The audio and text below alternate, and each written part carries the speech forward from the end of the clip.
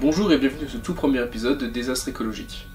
Dans cette série, je vous présenterai des événements qui ont un impact direct sur l'environnement et sur les hommes au fil de l'histoire. Aujourd'hui, nous partons de l'autre côté de la Manche, en 1952, pour vous présenter un événement qui a ébranlé l'Angleterre, j'ai nommé le Grand Smog de Londres.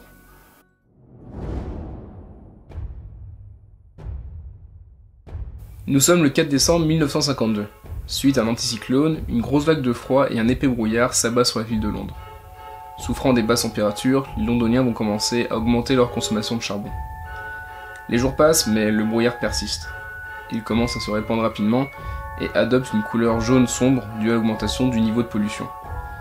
En effet, à cause de la présence de l'anticyclone, les polluants produits par la consommation domestique de charbon, de qualité assez médiocre, les rejets des nombreuses centrales électriques s'alimentant également en charbon et les rejets de nombreuses voitures et autobus présents dans la grande ville n'arrivent pas à se disperser.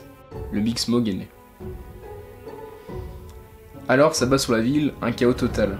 Le ciel est totalement noir, le brouillard est si épais qu'il est impossible de voir à plus de quelques mètres, rendant la conduite impraticable et bloquant ainsi le déplacement des transports en commun et le service des ambulances.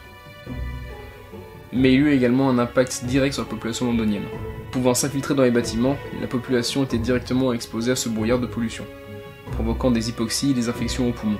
Durant la présence du smog, les hôpitaux étaient submergés, et les premiers constats médicaux indiquent que pas moins de 4000 personnes perdirent la vie durant cet événement. Mais des recherches plus récentes estiment que le nombre de décès s'élève à plus de 12 000 victimes. La plupart étaient très jeunes, âgés, ou souffrant déjà de problèmes respiratoires.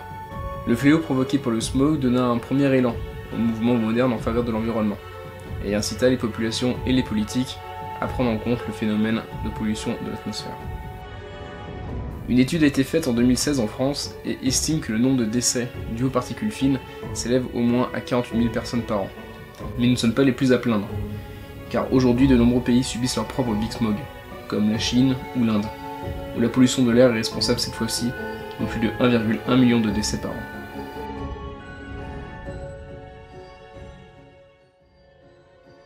J'espère que ce nouveau format de vidéo vous aura plu, n'hésitez pas à me dire ce que vous en avez pensé en commentaire. N'hésitez pas à laisser un j'aime, à partager et à vous abonner, ça permettrait à la chaîne de bien se développer. Vous pouvez aussi voter pour le prochain épisode.